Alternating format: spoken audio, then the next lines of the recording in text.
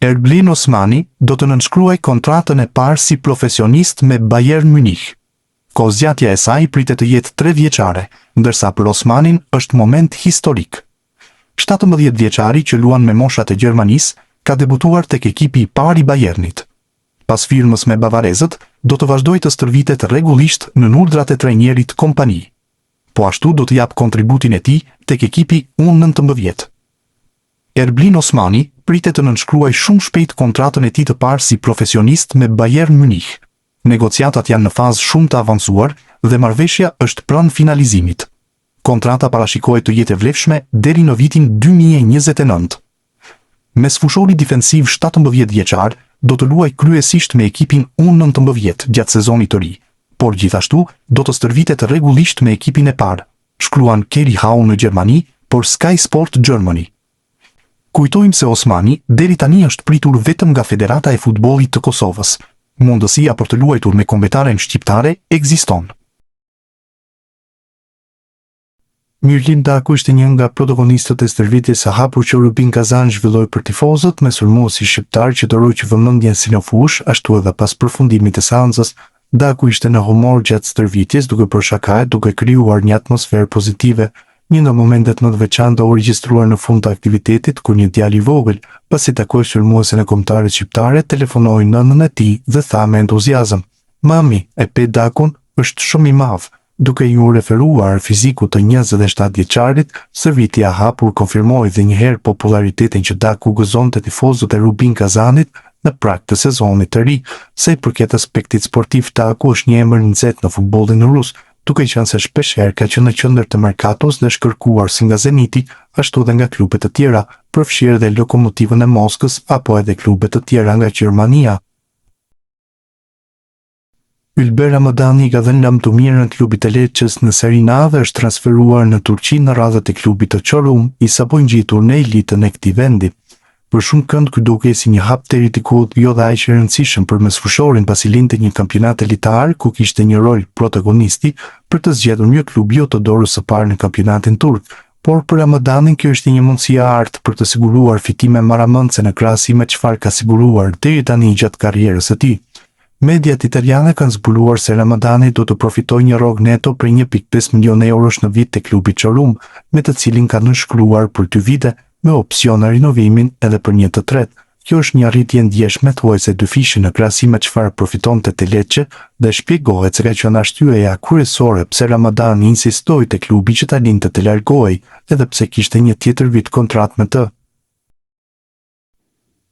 Mendon Berisha kaloi një sezon me shumë vështirësi në Serie A pikërisht atëherë kur tukej se mesfushori do të kishte sezonin e jetës dhe konsiderohej si lider i Lecces, mes dëshirës për rilindje dhe një mundësie të madhe për të treguar vlerat e tij. Berisha shihet si një nga lojtarët më interesantë të Lecces për sezonin 2026-2027. Mesfushori shqiptar ka kaluar 2 vite të vështira për shkak të dëmtimeve muskulore, por cilësitë e tij teknike dhe paraqitjet që ka bërë kur ka qenë në dispozicion kanë bindur klubin italian se ai mund të jetë një nga përforcimet më të rëndësishme të verës. Lecce mund të ketë gjetur përforcimin e parë për sezonin e ri pa pasur nevojë të ndërhyjë në merkato. Emri është ai me Don Berishës, mesfushori shqiptar që tashmë është pjesë e projektit Verdekuq, por që kërkon një rikthim të plot pas një periudhe të komplikuar me dëmtime. Futbollisti 23 vjeçar ka kaluar 2 sezone në elitën italiane ku talenti i tij është shfaqur disa herë, por vazhdimësia ka qenë problemi kryesor. Dëmtimet muskulore kanë penguar të jap maksimumin dhe ta shfaqë potencialin e plot.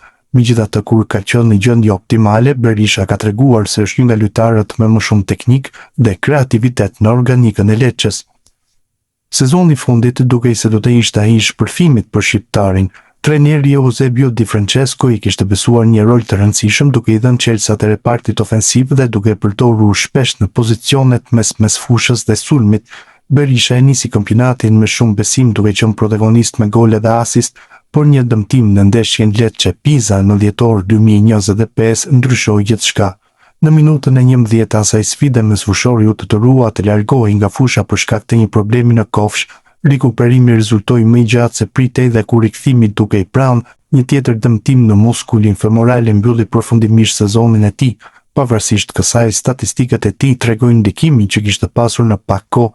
Në sezonin 2025-2026, Berisha regjistroi 13 paraqitje në Serie A, 12 prej tyre si titular, duke luajtur 881 minuta e i shënoi 2 gole dhe dha 3 asist. Goli i parë në elitën italiane erdhi ndaj Udinezës më 25 tetor 2025, ndërsa një tjetër rrjet shumë e rëndësishme u realizua ndaj Fiorentinës në një fitore që i dha Lecces 3 pikë të çmuara.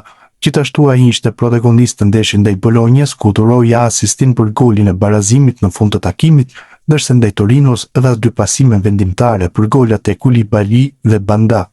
Por dëmtimet nuk ishin një problem vetëm në sezonin e fundit. Edhe në vitin e parë të tij të plot në Serie A 2024-2025, Berisha pati disa probleme fizike që e kufizuan. I luajti 17 ndeshje në kampionat, 7 prej tyre si titular, duke regjistruar dhe një asist në fitoren ndaj Monzës.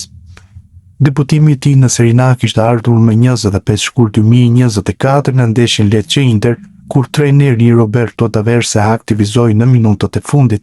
Më pas e i fitoi më shumë hapësira dhe arriti të luante dhe si titular ndaj skuadrave të mëdha si Atalanta dhe Napoli. Rruga e Berishës te Lecce nisi në shkurtin e vitit 2022, kur klubi italian e transferoi nga Young Boys dhe e përfshiu fillimisht në ekipin Primavera. Aty shqiptari u rrit me shpejtësi dhe u bë një nga protagonistët kryesorë të skuadrës që fitoi titullin kampion të Italisë për të rinj në sezonin 2022-2023. Në atë edicion Berisha zhvilloi 34 ndeshje, shënoi 10 gola dhe dha 4 asist, duke bindur klubin se kishte përpara një lojtar me potencial për ekipin e parë. Performancat e tij i hapën gjithashtu derën kombëtarëve shqiptare, ku ai tashmë është pjesë e grupit të lojtarëve të përzgjedhur. Largimi i Ylber Ramadani gjatë kësaj vere ka krijuar një boshllëk në mesfushën e Lecces, por njëkohësisht ka hapur mundësi të reja për lojtarët që janë aktualisht në skuadër. Trajneri Di Francesco do të vlerësojë gjatë fazës përgatitore alternativa që ka në dispozicion dhe Berisha është një nga emrat që pritet të marrë një rol të rëndësishëm. Nëse arrin të lërë pas problemet fizike dhe të jetë disponueshëm gjatë gjithë sezonit, Berisha mund të kthehet në një nga lojtarët më të rëndësishëm të Lecces. Klubi italian shpreson që sezoni 2026-2027 të jetë viti i rikthimit të tij të madh. Edhe vetë futbollisti kërkon të tregojë se dëmtimet janë vetëm një kapitull i kaluar, dhe se ai ka ende shumë për të dhënë në Serie A dhe me fanellën e kombëtarëve shqiptare. Akordi është arritur me Caglierin. Atalanta transferon Gianluca Gaetanon për 12 milionë euro dhe 2 milionë të tjera që do të përfshihen në bonuse. Largimi i mësueshorit nga Cagliari bën që emri Christian Aslani të qarkullojë sërish. Ky fundit shikohet si alternativë për të zvendësuar pikërisht Gaetanon. Atalanta kërkonte 18 milionë euro për Gaetanon, por klubi tjetër i Serie A doli ta mbyllë me sukses negociatën. Ky është dhe transferimi i parë i merkatos së verës, ndërsa testet miqësore priten nesër. Aslani duhet të largohet nga Interi. Zikaltrit po presin ofertën më të mirë, ndërsa Turqia dhe Arabia Saudite janë përmendur po ashtu si destinacione të mundshme. Reimana i ka dhënë fund zërave për një largim të mundshëm nga Sivaspori. Sulmuesi shqiptar është rikthyer në Sivas pas përfundimit të pushimeve dhe ka nisur përgatitjet me skuadrën turke. Mana, i cili u bashkua Sivasporit gjatë merkatos së dimrit me një kontratë 3.5 vjeçare, ishte një qendër të diskutimeve pas procesit të zgjedhjeve në klub dhe largimit të trajnerit Ismet Tashdemir. Megjithatë, futbollisti shqiptar u shfaqi në stërvitjen e zhvilluar në ambientet e klubit dhe me praninë e tij dha një mesazh të qartë se vazhdon të jetë pjesë e projektit të Sivasporit. Pak ditë më parë u raportua se Manaj është hequr nga lista e federimit, ndërkohë që Kashiti kishte edhe oferta nga skuadra të tjera në Turqi. Megjithatë, zërat duket se kanë marrë fund dhe vetë lojtari u shpreh kohë më parë se është gati të qëndrojë te skuadra e tij për të ndihmuar në rikthimin drejt Superligës. Sulmuesi pritet të luajë një rol të rëndësishëm në sezonin e ri, ndërsa klubi turk synon të ndërtojë një skuadër konkurruese rreth lojtarëve kryesor të saj. Trabzonspor është në qendër të vëmendjes në merkato, jo vetëm për afrimet e reja, por edhe për ofertat që kanë ardhur për disa prej lojtarëve të skuadrës. Sipas raportimeve, me shumë lojtarëve të tjerë, edhe për Ernest Muçin ka marrë interes nga klubet europiane. Drejtuesit e Trabzonsporit nuk kanë ndërmend të nxitojnë, dhe vendimet do të merren në varësi të ofertave ekonomike dhe planeve të stafit teknik. Por Ernest Muçin ka pasur një ofertë prej 11.5 milionë eurosh. Por Trabzonspor e ka refuzuar, pasi e konsideron sulmuesin pjesë të rëndësishme të planeve për sezonin e ri. Ndërkohë, buxheti i pagave të Trabzonsporit për sezonin e ri është rreth 33.8 milion euro. Lojtari më i paguar i skuadrës është portieri Andra Onana me 5.5 milion euro në sezon, i ndjekur nga Stefan Savic me 3 milion euro dhe Ernest Muçi me 2.5 milion euro. Klubi turk pritet të vazhdojë punën në merkato, duke synuar për forcimin e skuadrës, por edhe ruajtjen e ekuilibrit financiar. Pak javë më parë, u raportua se për Muçin ka ofertë nga Napoli, madje u zbulua edhe shifra, ku diskutohej për një ofertë rreth 16 milion euroshe, teksa mbetet të shihet nëse mesfushori i kombëtares do të vazhdojë me turqit apo do të lëvizë. Muçi ishte në sezonin e fundit një nga lojtarët më të dalluar në kampionatin turk, duke detyruar Trabzonsporin të paguajë 8.5 milion euro.